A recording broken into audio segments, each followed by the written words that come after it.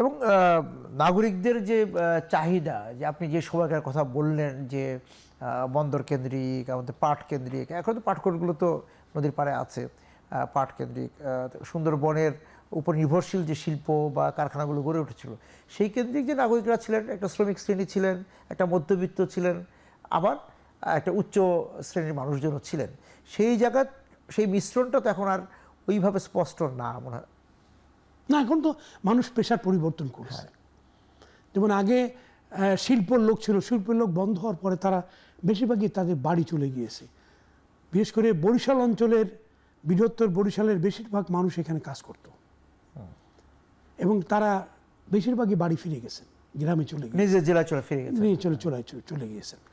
এখন যেটা আমাদের শহরের পরিবর্তনের পরে নতুন যে জায়গাটা তৈরি হয়েছে, সেটা হচ্ছে আমাদের এখানে ইউনিভার্সিটি তৈরি হয়েছে অনেক, সরকারি বেসরকারি শিক্ষা প্রতিষ্ঠান তৈরি হয়েছে, শিক্ষা প্রতিষ্ঠান অনেক তৈরি হয়েছে এবং আমাদের মেডিকেল কলেজ হয়েছে, মেডিকেল ইউনিভার্সিটির কাজ চলছে এবং ডেন্টাল কলেজ। এখন একদিকে মানে রাজশাহীর মতো শিক্ষা শহর, এখন খুলনাটা ওই বিভাগের, খুলনা বরিশালের বিভাগের মাঝামাঝি হয় খুলনা শহর, এখন শিক্ষা শহর হিসাবে তারা ডেভেলপ করতেছে। আমরা চাই যে এটাকে বহুমুখী কর্মকাণ্ডের কেন্দ্রস্থল হোক। কিন্তু এই যে আপনার এই একটু শিল্প, একটু শিক্ষা, একটু এই যে পর্যটন শহর, এই যে একটা মানে কোনো দিকে স্পষ্ট জায়গাটা, এই জায়গাটাতে শহরের উপর তো শহরের একটা চরিত্র এখনো খুঁজে পায়নি মনে হয় এই রূপান্তরের পর্যায়ে এসে। না, এখন তো এটাকে সাজাতে হবে, সাজাতে হবে। হ্যাঁ, ধরেন 100 বছরের খুলনা, সেই খুলনা তো এখন আধুনিক শহরে রূপ লাভ করবে। আমাদের শহরটা, আমাদের একটা প্রস্তাবনা মাননীয় প্রধানমন্ত্রীর কাছে গিয়েছে আগে সরকারের আমলেই, সেটা হচ্ছে বর্ধিত খুলনা, উপশহর, নতুন শহর করার, এবং সেটা বর্তমান যে খুলনা শহর তার প্রায় ডাবল। আচ্ছা, ওটা কোন মুখী? এটা বটিয়াঘাটা অঞ্চল দিয়ে, বটিয়াঘাটা ডুমুরিয়া দিয়ে। আচ্ছা, ডুমুরিয়া বটিঘাট, বটিয়া ফুলতলার একটা অংশ। 3টা উপজেলার থেকে প্রায় 16টি ইউনিয়ন কেটে নতুন শিল্প, নতুন শহর বিস্তার লাভ করবে, সেই পরিকল্পনা এখন প্রধানমন্ত্রীর কার্যালয়ে রয়েছে। আমরা চাই যে ওটি পাশ করে নতুন শহরটাকে ডেভেলপ করার। তাহলে হবে কি যে মানুষ যে শহরের স্বপ্ন দেখে, একটা সুন্দর সাজানো গোছানো শহর, সেই শহর করার একটা সম্ভাবনার দ্বার উন্মোচন হয়েছে। আমরা সেভাবেই শহরটাকে নতুন করে সাজাতে চাই। খুলনা সিটি কর্পোরেশনে রূপান্তর হওয়ার পর থেকে তো নাগরিকদের চাহিদারও পরিবর্তন হয়েছে, তাদের রুচির পরিবর্তন হয়েছে, জীবন যাপনের পরিবর্তন হয়েছে, তাই না? এখন খুলনায় যে বিপণী বিতান, আগের সে আপনাদের সেই নিউ মার্কেট এখন আর আগের রূপে নাই, অনেক চোখ ঝলসানো বিপণী বিতান হয়েছে, অনেক ধরনের রেস্টুরেন্টের যে জায়গা পরিবর্তন, খাবার দোকানে পরিবর্তন হয়েছে, অনেক কিছু পরিবর্তন হয়েছে।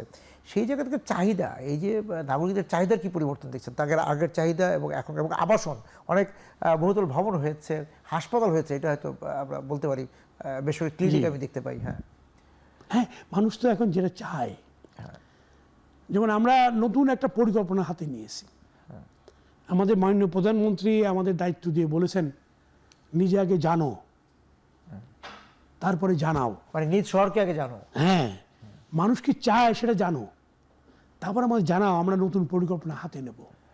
আমরা সেই নতুন পরিকল্পনার জায়গায় আমাদেরকে নিয়ে যাচ্ছি। আমরা চাই এই শহরের, যেমন আমাদের অ্যামিউজমেন্ট পার্ক নাই, আমরা চাই সেই ধরনের পার্ক তৈরি করতে, শিশুদের খেলাধুলার জায়গা করতে, বিভিন্ন শহরের বিভিন্ন জায়গায় খোলা জায়গাকে পার্কে রূপান্তর করতে। খেলার মাঠ দরকার, খেলার মাঠ দরকার, গার্ডেন দরকার, মানে নিঃশ্বাস প্রশ্বাসের জায়গা দরকার। আপনি যেটা বলছেন যে মানে সুন্দরবন ঘনিষ্ঠ যে একটা শহর, তারও আসলে নিঃশ্বাস নেওয়ার জায়গাটা নাই।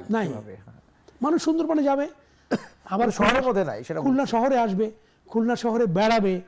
আমরা সেই ধরনের জায়গা, আমাদের নদীর তীর দিয়ে আমরা পার্ক তৈরি করছি, অল্প একটু করেছি, আমরা এটার বিস্তৃতি ঘটাবো, সবুজ বনায়ন করবো। আমাদের প্রাইম মিনিস্টার বলেছে যে সবুজ বনায়ন করেন, শহরটাকে সবুজ করেন।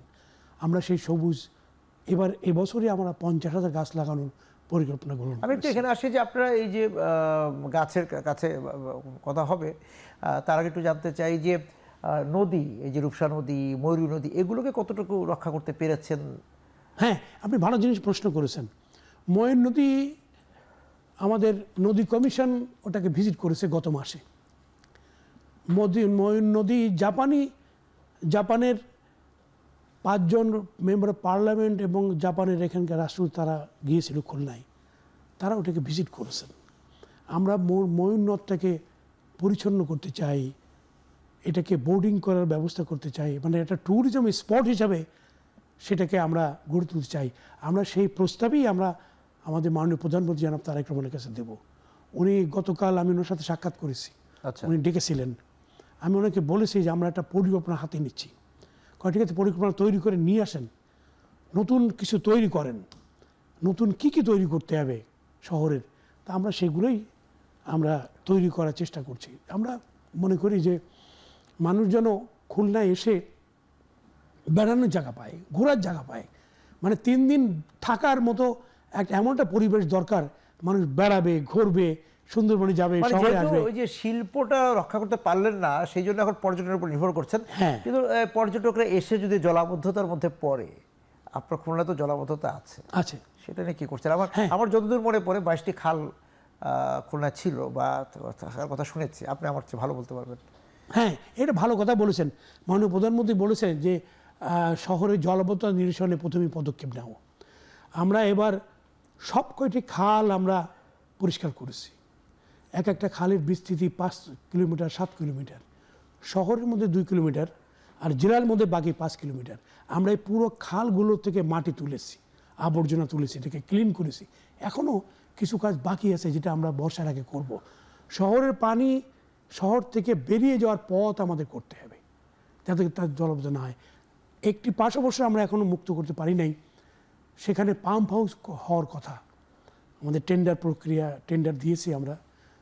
এখন এখানে আমরা পাম্প হাউস বসাবো এক সাইডে, যাতে জোয়ারের ভাটার দেশ তো, জোয়ারের সময় যদি বর্ষা হয় তখন আর পানি নদী খাল দিয়ে বেরোবে না, নিচে নামবে না। সেই জন্য ওই সময় আমরা পাম্প করে শহরের পানিটা আমরা বাইরে বের করব। যদিও এই বছরে এই সুবিধা আমরা পাবো না, আগামী বছর থেকে আমরা এই সুবিধা পাবো। সেমন একটি পরিকল্পনা নিয়ে আমরা কাজ করছি। আমরা সমস্ত ড্রেন আমরা পরিষ্কার করেছি গত 3 মাসে, সব মাটি আমরা তুলেছি, আবর্জনা তুলেছি। সবচেয়ে বড় ব্যাপার হচ্ছে আমরা নতুন একটা সম্ভাবনা আমাদের, সেটা হচ্ছে রিসাইক্লিং প্লান্ট। আমরা আবর্জনা রিসাইক্লিং করে আমরা সার বানাবো, তেল বানাবো। আমাদের 75 কোটি টাকার একটা জার্মান সহায়তা প্লান্ট আমাদের নভেম্বরে আমরা উদ্বোধন করতে যাচ্ছি। এবং তার আগে শহরের এই ম্যানেজমেন্টটা, আমাদের বর্জ্য ম্যানেজমেন্টটা আমরা তৈরি করছি, যাতে করে বাড়ি থেকে বর্জ্যটা আলাদা করে নিয়ে আসে এবং প্লান্টে নিয়ে যাবে। এই ম্যানেজমেন্টটা নিয়ে আমরা কাজ করছি।